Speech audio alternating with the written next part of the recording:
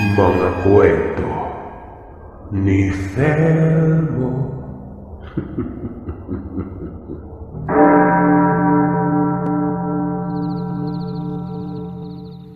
Ganoon na lamang ang panlalaki ng mga mata ni Andres. Biglang lumutang ang bato sa kwintas. Kumulo ang tubig. Umaangat-angat ito na wari bay bukad ng bulkan. Ayon kay Abul, ganyan na ganyan daw ang itsura ng bato nung hindi pa nakukuha ng tao. Ang kapatid ni Lola Fe umano ang nakakuha at gusto niya itong patayin, kaso nakiusap sa kanya ang matandang lola ni Andres na wag na lang patayin at isasaoli ng kapatid niyang nakuhang bagay.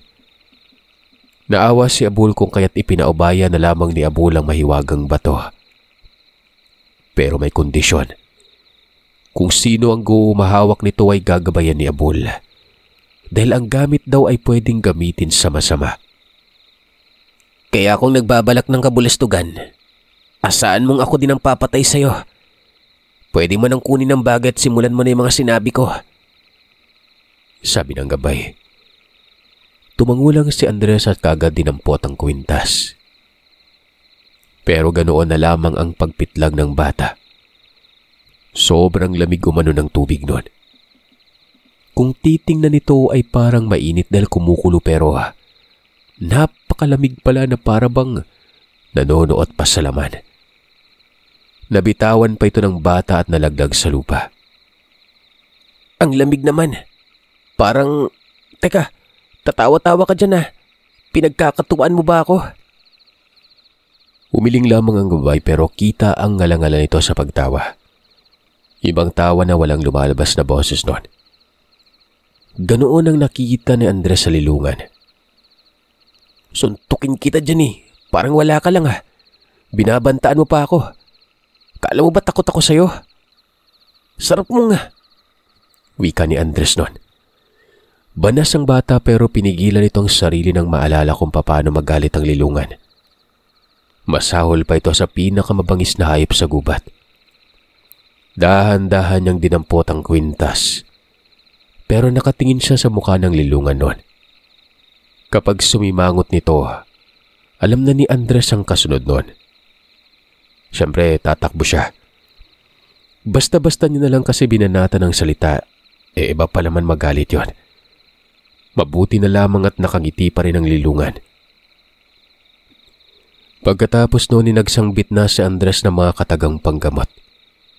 Tapos sinisip niya ang lola. Si Adrian naman ay nagtataka. Nakita niyang nakapikit ang mga mata ng paslit. Tapos nakaangat ang kamay habang may hawak itong kwintas. Ano ba to? Ang dami palang langgam. Hindi ka pa ba tapos dyan? Nagdadasal ata tong apo ni Manang Fe. Kati naman. Huwag ka pong mag-ingay, kuya. Hindi ako nakakapag-isip ng tama . Aba, nag-iisip pala to. Ano bang kalokohan tong pinasok ko? To kasing si Alberto, dapat siya na lang yung Wika ni Adrian sa sarili ng biglang maudlot ito. Dahil nakaramdam siya ng tila may humaplos sa kanyang batok noon. Paglingon ni Adrian, halos mapatalon ito sa gulat nang makita ang isang nilalang.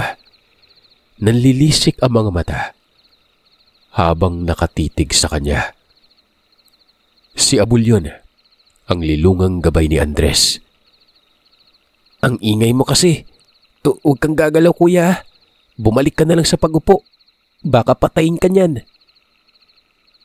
Hindi na nakapagsalita si Adrian. Umupo ito ng sapilitan kahit pa may mga langgam sa kinauupuan kanina. Tiniis lamang ito ng Ginoo. Hanggang sa matapos si Andres sa ginagawa niya. Saka pa lang ito nagbongkahing umalis na sila. Kagad namang bumalikwas si Adrian at lumapit sa bata noon. Nagtanong ito kung ano ba yung nakita niya kanina. Ang sabi naman ng paslit ay kaibigan niya umano ito at ayaw na ayaw noon na maingay.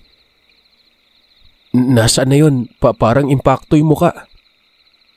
Nasa likuran niyo lang po pero hindi niyo makikita. Kanina nagpakita siya dahil ang ingay niyo . Teka, Sasama din po ba kayo sa kung saan ako pupunta ngayon? Tanong ng bata nun. Paano ba naman kasi matapos may sagawa ang pagbibitaw ng mga kataga? Nagmungkahi ang lilungan na kailangan mapaslang ang kumukulam. Dahil sa oras na malalaman nito na gumaling na ang kanyang lola, hindi iyon titigil sa pagkulam ng matanda. Dagdag pa ni Abul, basta sundin lamang daw ang landas na sinabi niya. Doon matatagpuan ang nasabing mangkukulam. Sa silangan pa nito at kung gaano kalayo ang kinaroroonan ng bahay nila Andres mula sa bundok, ganoon din kalayo ang kinaroroonan ng mangkukulam. Pasilangan. Wala namang ibang nasagot si Andres kung hindi ituloy na lamang ang balak ni Abul. Dahil ang totoo ay gusto niya rin naman ito. At dahil dito, kinakailangang tanungin si Adrian kung sasama pa din. Tumango naman ang Ginoo at sinabing hindi siya uuwi kung hindi kasama ang bata. Dahil kapag umuwi ito, tiyak ay paggagalitan siya ni Alberto o hindi naman kaya ni Lola Fe. Kung ganun, tara na. Si Adrian ay hindi nakaila sa kanya na may kaibigan na nilalang ang bata. Lalo na't narinig niya sa matandang si Fe na si Andres ang susunod dito. Alam niya sa sarili na halos lahat ng albularyo merong alaga. At doon din patungo itong si Andres. Ang maging albularyo balang araw. Sadyang nagulat lamang umano siya dahil naging madali lang kay Andres ang ganitong pamamaraan. Nasa murang edad pa ito pero marunong na. Kung kanina'y tumatakbo sila at parang nagmamadali, ngayon ay kalmado nang naglalakad itong si Andres. Hindi man lang kinikubuan ito si Adrian. Gustong magsalita ng Ginoo kaso nag-aalangan ito dahil baka magpakita ulit yung nilalang kanina. Isang oras din yun ang paglalakad at halos makarating na sila sa Madrid. Dito pa lamang huminto si Andres pero ang tahimik pa rin. Mawalang galang na sa katahimikan mo, Andres, ha? Pero ano bang gagawin natin dito? Papatayin ko yung kumukulam kay Lola. Aalamin ko din kung bakit siya kinulam. Nakikita niyo po ba sa unahan yung merkado? Yang may mga ilaw po. Diyan ako pupunta. Sumunod po kayo kung gusto niyo pero wag po kayong lalapit sa bahay na hahamakin ko, ha? Hindi nagsalita si Adrian pero nakikita niya sa paslit na sobrang seryoso. Dito niya napagtanto na ang laki na ng pinagbago nito. Samantalang napakapilyo naman ang bata nun. Binabato pa nga ang kanilang bubungan sa tuwing mapapada ng paslit sa bahay nila kasama ang Lola Fe. Ilang sandali lang ay naglakad na si Andres. Kinakabahan sa mga sandaling yon si Adrian. Bagamat siya ang magiging seguridad sa buhay ng bata pero ngayon, tila ba nabaliktad ang sitwasyon? Tila ba nagsisisi ito kung bakit siya pang sumama? Pero naroroon na sila at wala nang atrasan to. Kapag may nangyaring gulo ay hindi niya pababayaan si Andres. Hanggang sa makarating na sila malapit sa kalsada. Sa una nito ay merkado na. Pero halos lahat ng tindahan ay sarado. Hinayaan na muna ni Adrian si Andres hanggang sa binabay nito ng tahimik at maliit na daan patungo sa sakahan. Saglit pang huminto ang bata at lumingon sa kanya sabay tango. Sumunod si Adrian. Sinabi ng paslit na hanggang dito lang sa daanan si Adrian. Sa unahan umano naroroon ang bahay ng mangkukulam.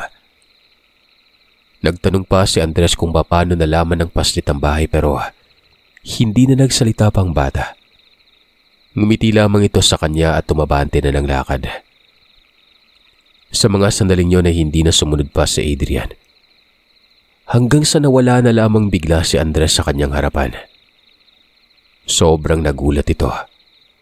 Tinanaw niya ng daanan pero wala talaga. Dapat ay makikita niya ito dahil may tama naman ng liwanag. Wala namang kaalam-alam si Andres sa sarili na naglalaho na ang kanyang katawan.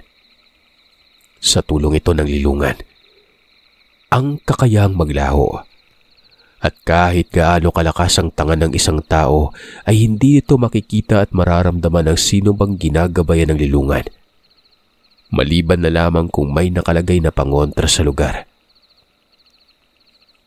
Diretso lang si Andres. Alam niya na ang bahay kung saan naroroon ang mangkukulam. Hanggang sa maya-maya pa ay may nakita itong kamalig sa tabi ng daan. Napahinto si Andres. May nakita siyang 4 na tao. 3 sa 4 na ito nakilala ng bata. Lalo na ang isa na may benda sa bisig nun. Ito ay walang iba kung hindi ang pinangalanan nating Lando. Ito yung naputol ang kamay habang sinasakal si Andres. Sina Lando, Rodel at Jingo ang naroroon. Habang ang isa, hindi niya kilala. Kinabahan bigla si Andres dahil natitiyak niya sa sarili na nakikita siya ng mga ito. 5 di pa lamang ang layo at tinamaan pa siya ng liwanag mula sa kamalig nun. Pero nang gumalaw si Andres ay hindi niya napapansin na may kakaibang reaksyon ng mga tao. Yun bang kalmado lang na nag-uusap na parang wala siya sa malapit. Ano pang ginagawa mo? Diretso sa pakay o gusto mo pang idamay ang mga yan? Sabi ni Abul. Teka, ba't parang binabaliwala nila ako? Hindi ba nila ako nakikilala? Aba, nagtataka ka pa. Hindi ka nila nakikita. At dahil yun sa akin, hindi ka rin mararamdaman ng isa sa kanila dyan na katulad ng lola mong isa ding manggagamot. Anong gusto mo? Sadyain natin?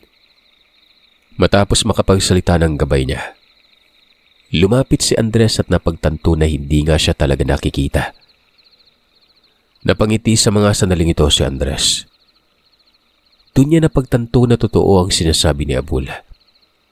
Ramdam niya naman talaga ang presensya ng manggagamot pero hindi siya pinapansin ito. Ibig sabihin lang ay hindi talaga siya nasisilayan. At marahil ang albularyong nabanggit ng lilungan, ito yung hindi niya nakikilala sa 4. Isang matanda na may mahabang balbas, tapos medyo mataba. Hanggang sa bigla na lamang nagsimatayan ng ilaw sa buong paligid nun. Kaagad na gumilid si Andres at baka kapag umalis ang mga tao doon sa kamalig ay masagi siya ng mga ito. Pero hindi gumalaw ang mga taong yon. Nanatili lang at makikitang nagtataka mga mukha nun. Bumulong ang gabay. Ang sabi nito ay minabuti niyang patay ng liwanag sa lugar para walang makakakita sa mangyayari. Dagdag ng lilungan, banatan na daw ni Andres sa mga tao kaysa naman makatakas sa mga ito at magpapakahirap pa siya sa pagtugis. Walang sabi-sabi. Isa-isang hinawakan ng bata sina Lando, Jingo at Rodel. Nagpitlagan pa ang mga ito at nagtulakan. Huwag daw manggugulat dahil walang ilaw. Pero hindi nila alam na si Andres ang may gawa nun. Hanggang sa nag-away ang mga ito. Ang sabi ng albularyo ay huwag daw silang gagalaw dahil may mali umano. May nagkukubli sa dilim na hindi nila nakikita. Ano? Ayan na naman ang kulit! Sabi ni Lando. Hanggang sa bigla na lang natumba si Rodel.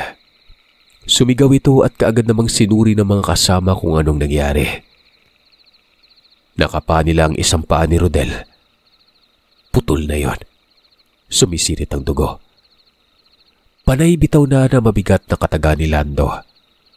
Habang si Jingo naman ay lumundag sa likod ng hindi makatiis na nangyari. Binunod nito ang baril na siya namang labis na ikinataranta ng mga kasama. Ang sabi ng albularyo, huwag magpapaputok dahil baka sila ang tamaan. Ang nagkukubli daw sa lugar ay yung batang pumutol sa kamay ni Lando. Matapos makapagsalita ng albularyo ay nanlaki na lamang ang mga mata nito nang dumungaw sa mukha niya ang lilungan. Nakabuka ang bibig at yung mga kamay na nakaumang. Animoy malapatalim sa haba ang mga kuko niya. Dito pa lamang nakita ni Andres na humahaba pala ang kuko ng lilungan. At malamang sa malamang, ito ang dahilan kung bakit naputulan ng kamay si Lando. Maging ang kasama nito ngayon. Paano man naman kasi, hanggang lapit lang ang bata at hindi niya nakikita ang ginagawa ng lilungan doon. Hindi nakagalaw ang albularyo. Samantalang bigla namang may nagsisisigaw doon sa bahay. Boses ng matandang babae ito. At ang sabi ay magsipasok sila ng tahanan. Yan ay kung gusto pa nila mabuhay. Kaagad namang tinanaw ng bata at nakita niya nang tinamaan ito ng liwanag ng poste sa malayo. Matandang babae ito. May tungkod na dala habang nakaduro sa kanya. Para bang nakikita siya ng matanda nun. Kung kaya naman kaagad umalis si Andres. Lumipat ito ng posisyon. Pero nakatutok pa rin umano sa kanya ang tungkod. Sinalando naman ay hindi na piniling manatili. Habang guyod-guyod nito si Rodel na putol ang isang paa. Nakasunod ang albularyo. Pumasok ito ng bahay at kaagad nagsara ng pintuan nun. Naiwan naman doon si Jingo at yung matandang babae. Tiyang Juana, nasaan siya banda? Wika ni Jingo at pinangalanan nito ang matanda na Juana. Ayon naman sa matanda, kung saan nakatutok ang kanyang tungkod ay naroroon din ang salarin. Kung kaya naman nagpaputok si Jingo gamit ang armas niya. Si Andres ay nagtago sa may damuhan. Narinig niya si Abol. Sinabi nitong huwag maging duwag dahil wala umanong mangyari sa kanya. Tumayo ka dyan. Kahit papano makatulong ka naman. Hindi ako makakalapit sa kanila kapag hindi ka kumilos. Dagdag ng lilungan nun. Natatakot man sa putok ng baril si Andres ay napilitan ng batang sundin ang sinabi ng gabay. Lumapit siya kay Jingo. Kaya naman malayang nakagalaw ang lilungan nun. Ang matandang si Juana ay panay na ang abiso na tumakbo na si Jingo pero nanatili pa rin ito. Nang malapitan ng tuluyan ni Andres si Jingo, bigla na lamang itong napasigaw. Kitang-kita ni Andres kung paano natapya sa mukha ni Jingo na parang tinamaan ng itak nun. Sobrang bilis ng nangyari. Kahit na si Andres pa ang nangangalaga sa lilungan ay hindi niya masundan ang galaw nito. Sapu ni Jingo ang mukha niya. Patuloy sa pagsisisigaw hanggang sa napaungol at napaluhod sa lupa nun. Nakita ni Andres na nasa paanan ni Jingo ang lilungan. Animoy may dinudukot ito sa katawan ng tao. Hanggang sa tuluyan ng natumba ito sa lupa at binawian ng buhay. Ang matandang si Juana, hindi mapanatag. Panay iling ito habang umaatras nun. Pagbuksan niyo ako ng pinto! Dali! Sigaw ng matanda. Nakita ito ni Andres na papasok ng bahay. Kasabay naman noon ay biglang bumalik ang ilaw.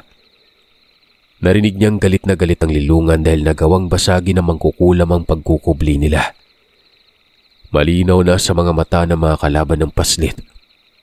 Lalo't napatapat pa ito kung saan nakalagay ang ilaw sa labas noon. Kala siguro hindi ko makakaya ng basagi ng pagkukubli, no? Teka, bata lang palang sumadya dito. Wika ni Juana. Nakasilip ito sa bintana kasama si Lando. Bata lang yan pero demonyo yan, sabi ni Lando noon. Sa puntong yun ay wala pang idea si Andres na nakikita na siya. Kumpiyansa pa itong lumapit hanggang sa bigla na lang siyang pinangdilatan ng mga mata ni Juana. Pagkatapos noon ay nakaramdam ng panlalamig sa katawan si Andres. Kasabay naman ito ay narinig niyang dumadaing ang lilungan. Bumulong ito sa kanya na umatras pero hindi na maigalaw ni Andres ang katawan.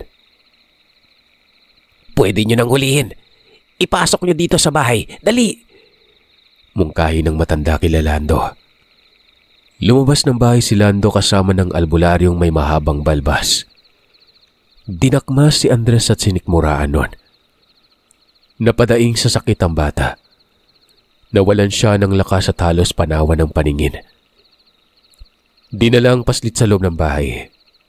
Pinaupo sa bangko at ginapos sa mga kamay nito. Habang nangyayari yun ay may isinasagawa si Juana.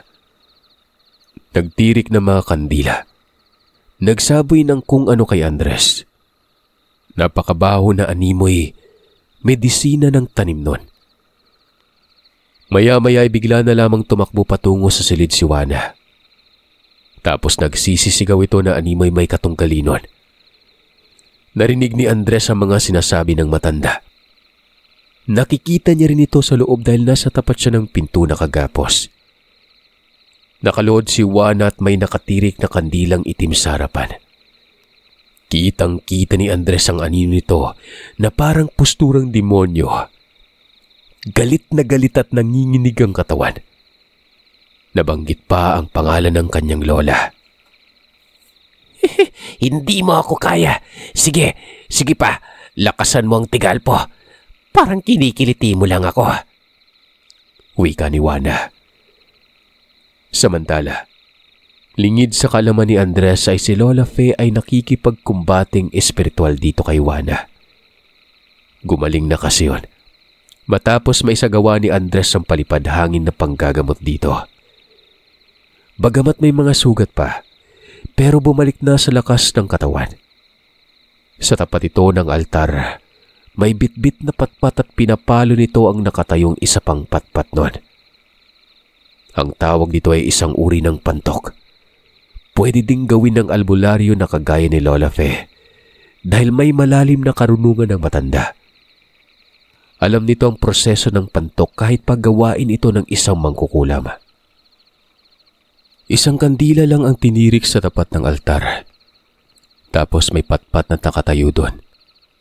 Ang dulo ng patpat, tela ito na pinahid sa mga sugat ni Lola Fe. Kung kaya naman nagkaroon ito ng koneksyon sa mangkukulam na si Juana. Ang espiritual na enerhiya mula sa sugat.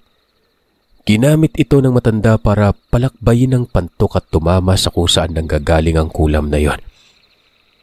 Ngayon, dahil tinamaan ng pantok si Juana, hindi ito makakagalaw. Naisip na yun ni Lola Fe na pantukin na lamang para makontra ang kulam. Kaso nag-aalangan ng matanda dahil gawain ito ng kampo ng dilim. Pero wala na itong mapagpipilian. Alam niyang malakas na mangkukulam ang kalaban, kaya natitiyak siyang makakaya nitong kontrain si Andres. Akala mo siguro wala makakatapat sa'yo, no? Nagkataon lang na nasa magkakaibang panig tayo. Gusto mo pa? Ito, ako naman ang paparusa sa iyong animal ka. Wika ni Lola Fe nun. Nakikita ni Alberto ang ginagawa nito. Nakikita niya din ang aninong tumatapat doon sa harap ng patpat. Posturang demonyo. Kinikilabutan si Alberto dahil naman niya ang puwersang nanggagaling sa bawat paggampas ng patpat ni Lola Fe. Kina Andres naman, wala na. Tila ba hinayaan na lamang siya doong nakagapos sa bangko. Sina Lando at yung albularyong may mahabang balbas ay lumapit na kay Juana. Pero pinapaalis sila ng matanda. Huwag daw siyang hawakan dahil sa oras na mahawakan siya ng iba, pati ang mga ito'y matatamaan. Kung kaya naman nanood na lamang ang dalawa. Pero nakikita nilang nahihirapan si Juana. Hanggang sa may gumuhit na sugat sa mga bisig niya. Dumugo yun. Anong nangyari sa kanya, tay seryo? Ba't parang hindi siya makagalaw? Tanong ni Lando. Hindi ito kaagad nakapagsalita.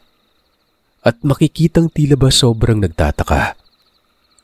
Tinamaan siya siguro ng pantok. Ewan ko kung anong ginamit na proseso.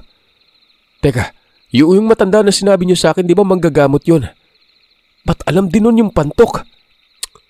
Nalilito na ako. Ang albularyong katulad ko hindi makakagamit ng pantok. Para lang to sa mga mangkukulam. Naku, gumaganti ang lola ng batang yan. Juana, gamitin mo yung pastit para makawala ka sa pantok. Sabihin mo, bihag mo yung apo niya. Oo nga no. Ilapit niyo sa akin yung bata. Dali. Hoy, bantog na manggagamot. Ituloy mo ang ginagawa mo. Alam mo bang bihag ko yung apo mo? Kapag pinagpatuloy mo yan, pati siya'y tatamaan ng tigalpong dinaan mo sa pantok. Nang mga sandaling yun ay narinig ni Lola Fe ang mensahe ng mangkukulam. Hindi pa kaagad naniwala ang Lola Fe. Baka kasi nililin lang siya nito. Pero nang hawakan niya ang tela sa dulo ng patpat, ganoon na lamang ang panlalaki ng mga mata ni Lola Fe. Naramdaman niya ang kanyang apo. Kasalukuyan noong nasa tabi ng mangkukulam ang bata. Nakagapos, itinalis sa kamay ng mangkukulam. Napamura si Lola Fe. Tiyak na nasa malapit lamang ang apo dahil sa lakas ng presensya nito. Pero malaking katanungan kung bakit nagawang mabihag kaagad. Bagamat malakas ang mangkukulam ay daraan muna ito sa matinding subok, dulot ng lilungan. Alberto, delikado ang apo ko. Teka, di ba nasabi mo sa akin na kasama niya si Adrian? Nako, baka pati si Adrian may nangyari din sa kanya. Ano gagawin natin, Manang Fe? Makipagsundo tayo. Pero napakahirap dahil nasa kanila si Andres. At sa oras na pinakawalan ko ang mangkukulam, hawak pa rin nila ang bata. Hindi ako sigurado kung susundin ba nila kung ano yung sundo. Kapag nakipagsundo ako na pakawalan nila ang bata, malay natin kung papakawalan ba talaga nila. Yan ang problema. Ba't kasi nagpadalos-dalos? Napagaling naman ako pero bakit ba pinuntahan pa? Itong bubuyog na to akala ko nagbago na. Matigas pa rin pala ang ulo. Maya-maya pa'y nag-usal ito at kasunod noon ang mga katagang huwag sasaktan ng kanyang apo. Tumawa ng tumawa ang mangkukulam. Sumagot ito gamit ng orasyong mensahe. Napapakawalan niya lamang umano ang bata kung papakawalan din siya sa pantok. Naguguluhan na sa mga sandaling ito si Lola Fe. Walang mapagpipilian. Kapag nakipagsundo ay ganoon pa rin ang resulta. Napapaluwa na lamang ang matanda. Kapag pinatay niya ang mangkukulam ay tiyak mamamatay din si Andres noon. Napakahirap ng desisyon. Ipagpalagay na lamang nating anak natin ang nasa sitwasyon. Di ba? Mas pipiliin natin na tayo na lamang ang makapahamak kesa sila. Yun ang naiisip ngayon ni Lola Fe. Kung kaya naman bumitaw ito ng mga katagang orasyon at sinabing siya na lang ang magsusugal buhay. Sumagot naman si Juana sa kabilang panig. Ang sabi nito, kung gusto daw ng Lola Fe na siya na lang ang magiging kapalit ng lahat, magpunta daw sa bahay ng mangkukulam nun. Alberto, pumunta ka sa bayan. Mag-aya ka ng habal o kahit anong masasakyan natin para mapadali ang pagdating natin sa kinaroroonan ni Andres. Mungkahi ng matanda. Matapos marinig ni Alberto ang Lola Fe, dali-dali itong malis. Habang inaantay ni Lola Fe ang pagdating ng tauhan, kinakausap nito ang mangkukulam. Ba't hindi pa siya umano pakawalan samantalang nagkasundo naman na sila? Pero giniit ni Lola Fe na papakawalan niya lang ang mangkukulam sa oras na makarating siya sa bahay nito. Pero dapat ay papalabasin muna ng tahanan si Andres noon. Sumang-ayon naman dito si Juana. Mga 20 minuto ang nakalipas. Nakarating si Alberto at nakasakay ito sa habal-habal. Nahihirapan man ang matanda sa pagangkas pero pinilit nitong sarili. Makarating lamang sa kinaroroonan ni Andres. Samantalang si Andres ng mga sandaling ito, kahit anong tawag niya sa lilungan ay hindi tumutugon. Hindi niya rin makita sa loob ng bahay. Galit na ang bata. Hindi makawala sa pagkagapos at napapaisip na noon si Andres na baka ito na ang katapusan niya. Sinalando at yung albularyo na si Sergio naroroon sa may sala. Magkaharap ito sa isang maliit na lamesa. May alak, nagiinuman. Balisa ang mga mukha. Yung naputulan naman ng paa na si Rodel, mahimbing itong natutulog.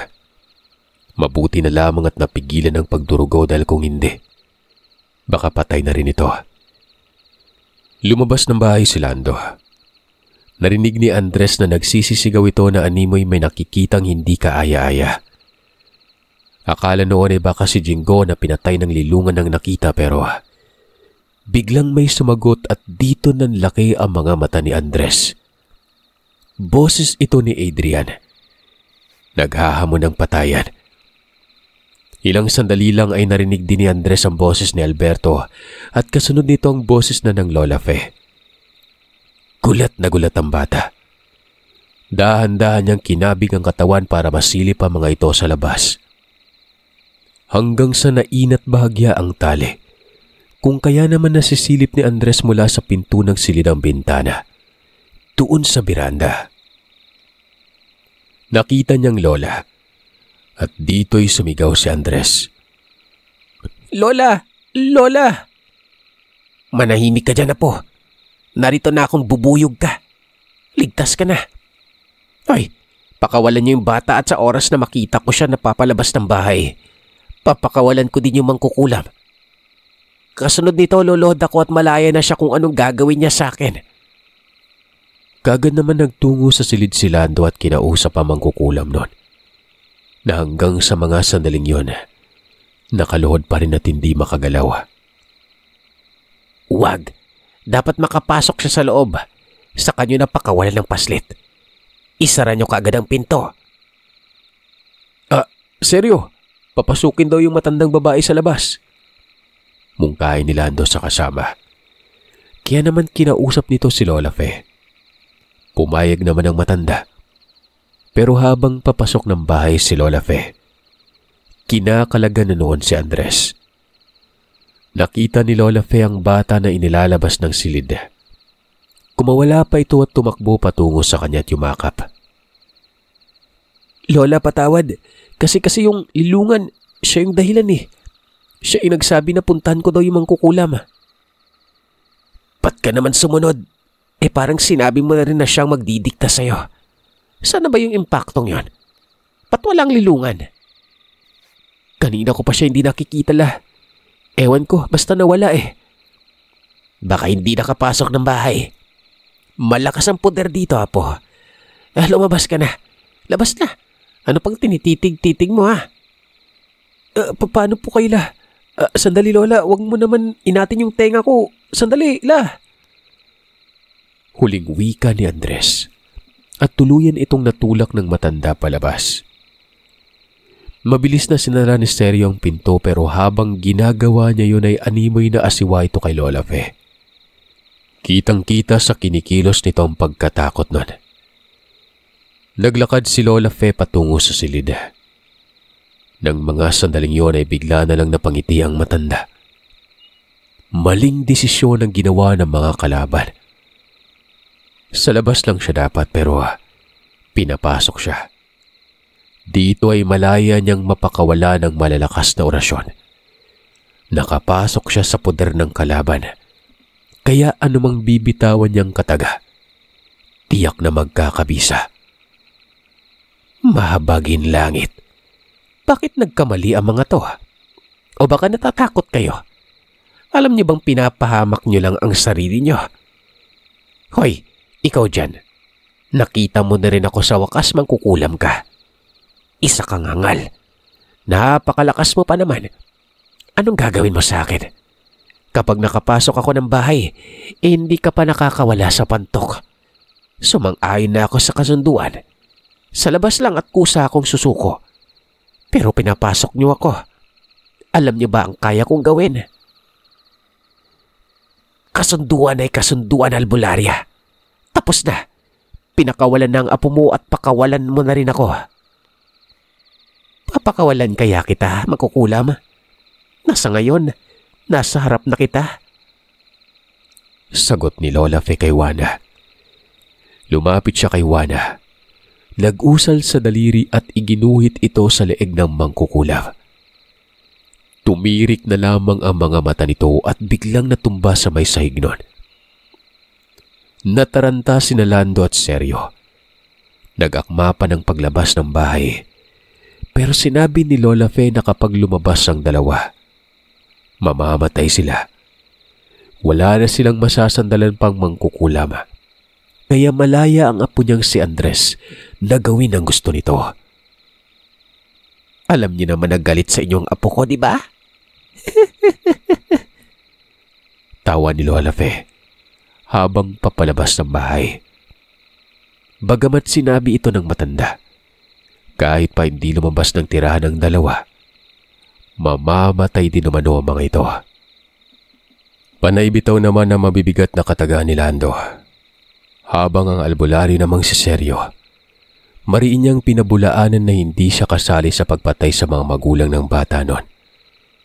Nagawa lang daw niya na magtungo sa lugar dahil papatay ni Juan ang pamilya niya. Kaya daw sumunod lang si Sergio na makipag-isa sa kanila. Alam ko yon. Hindi ako hangal. Ramdam ko ang mga gamit mo na hindi galing sa masama. Kung ako sa'yo, lalabas na ako ng bahay ngayon at tatakbo ng mabilis. Isang pagkakataon yun para makalaya ka. Pero dapat mabilis ang pagtakbo mo, ha? Kasi oras na maabutan ka ng alaga ng apo ko, naku, patay ka talaga. Dali-daling lumabas ng bahay si Sergio. Habang nangyayari na sinabi ni Lola Fe sa apo na gamitin ng lilungan para patayin ang albularyo. Tumango ang bata. Sa pagkakataon yun na bigla na lang lumitaw ang lilungan. Nakangiti pa ito na animoy tuwang-tuwa nun. Impakto ka! Ba't mo ako iniwan? Nasaan ka ba kanina? Pangiti-ngiti ka pa dyan. Kala mo masaya ako? Biro lang. Nakalimutan ko na naman. Iba pala magalit yung lilungan. Patay. Lola, kasama na ako dun sa habol. Limitado yung saklaw ng lilungan eh. Sige. Huwag mo na lang habulin. Siguro hindi naman yun magiging banta. Hayaan mo na lang, apo. Mabuti yun at sinadya ko lang natakutin ng madala.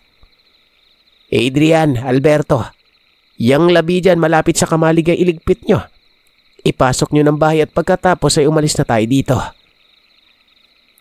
Ang sabi naman ni Andres, papaano na lamang daw yung tao sa loob? Anong gagawin nila? Ang tinutumbok ng bata ay walang iba kundi si Lando. Iyon ang inaantay ko. Ang makita kung paano mo bigyan ng buong hustisya ang pagkamatay ng magulang mo. Ano pang inaantay mo dyan, apo? Kagad na pumasok ng bahay ang bata. At nang makita si Lando ay sinabihan niya ang lilungan na huwag itong makialam. Si Andres lang mismo ang papatay dito at sumang-ayon naman si Abul nun. Biglang lumuhod sa sahig si Andres. Sabay kumpas ng mga kamay nito at duro kay Lando. Hindi nakagalaw sa Lando. Animoy sinemento ang katawan nito. At dito ay lumapit si Andres. Katulad ng ginawa ni Lola Fe na pagkitil doon sa mangkukulam. Alam din ito ni Andres kung paanong gawin. Tumuntong pa ng bangko ang paslit sabay guhit sa leeg ni Lando.